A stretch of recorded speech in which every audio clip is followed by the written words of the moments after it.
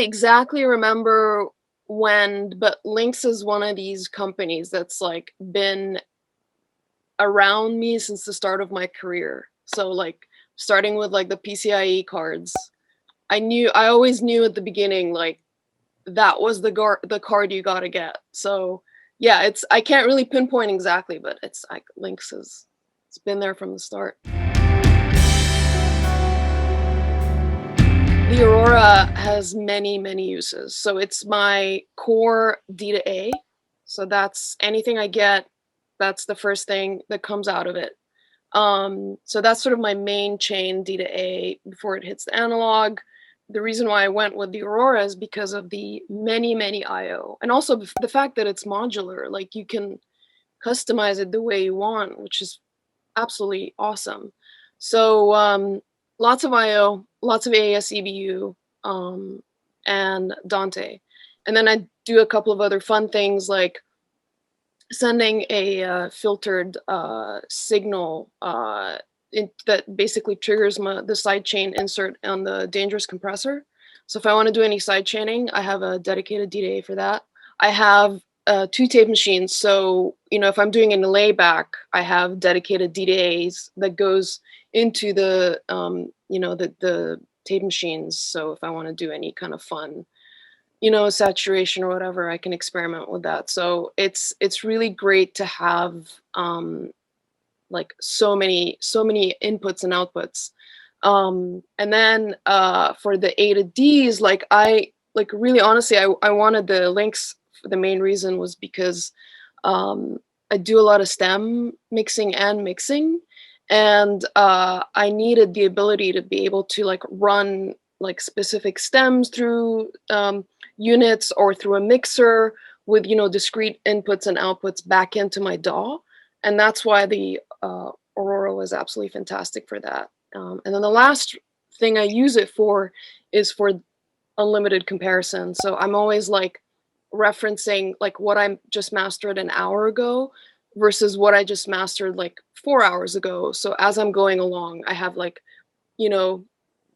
various channels where I pop in my masters as below my existing whatever's on the console at that time, and then I can very quickly flip using the digital section on my Dangerous to hear what I just did and keep things. I mean, it's really crucial to be able to have that so that you can be a mastering engineer and create a consistent sounding record.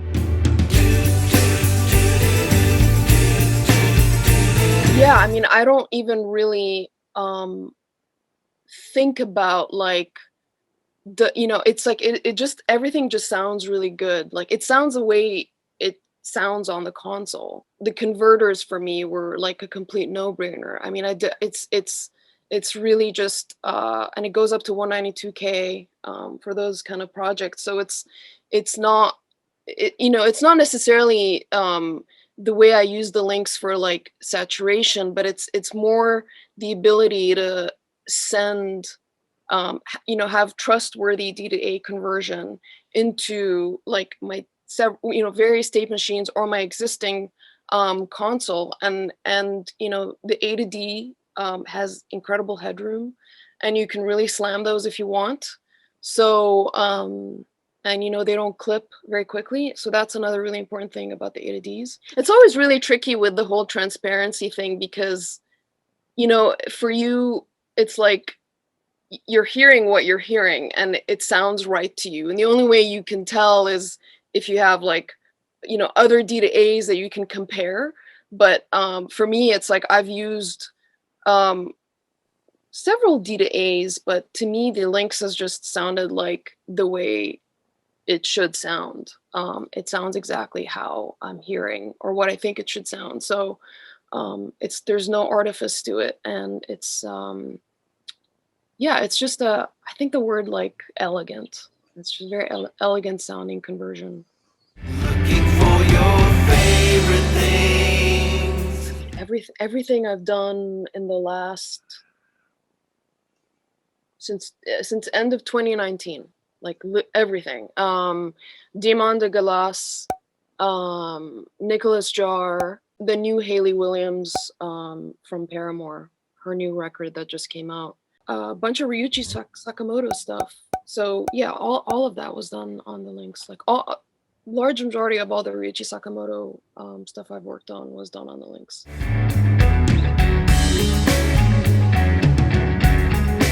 Oh yeah. Albert's seen some of my emails. When I first got Dante, I was, I'm a bit of an IT dodo, not really the smartest computer person. And Dante is a bit of a learning curve. And it was for me. It wasn't really easy for me to kind of get my head straight on it. So yeah, I definitely sent a bunch of like help emails, but then once I got the lowdown, it was very easy. It's extremely stable. Like I've never had to mess with it ever since. But yeah, like support is instantaneous. You got to have support. Like if you buy a piece of gear where like the designer or the company's people that never respond to their emails, or like someone's out to lunch, or is too feels too cool to like respond to you, then like these are the sort of the crucial times when you need the help that where it makes it really important and very reliable. So yeah, I'm very grateful for that. I don't work on anything I don't like.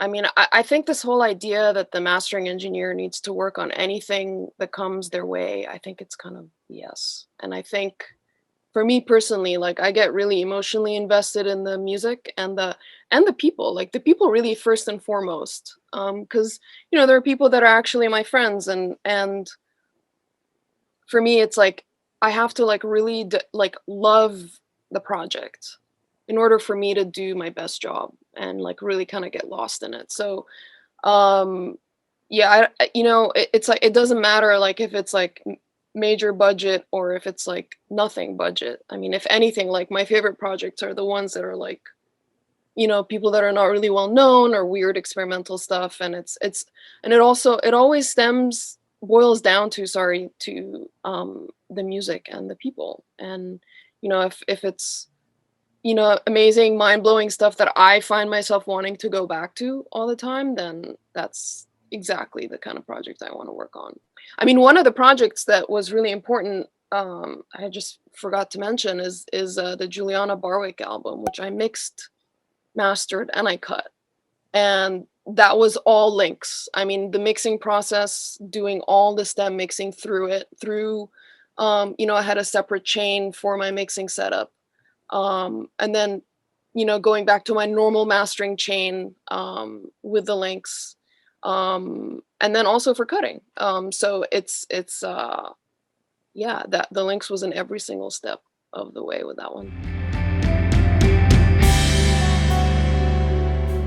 Well, first of all, like you really have to be invested. Like you know, it's not the kind of field that you sort of dip your toe in and get out. It's like it's the kind of field that actually takes years and years and years to finally because really like what you're trying to cultivate is your listening. Like you have a very specific hyper detailed way of listening and approaching projects is very different from mixing or tracking. So cultivating that is takes anywhere between like 5 years or so. Like I really didn't feel like I got my ears like the way I feel about them now until like maybe I was 5 or 6 years into the job. So I would say like if you find mastering as the thing that you want to pursue, like lock into that and keep at it and keep at it and don't give up.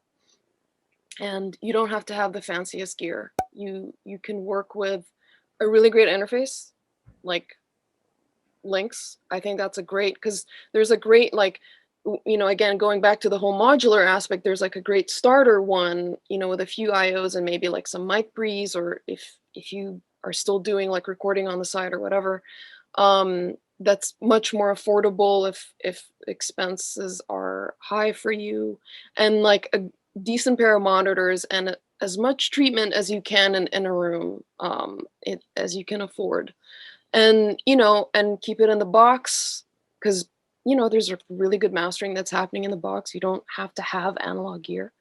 But it's nice to have a few pieces, but sort of, you know, slowly kind of, you know, add the things that you want to add, but don't add them just because you feel like you have to have these things. Like just get them because you want to. So I always recommend demoing. Demoing gear is wonderful. My rule is always like when I demo a gear, the thought of letting it go to send it back, if I can't bear that thought, then I need to buy that unit.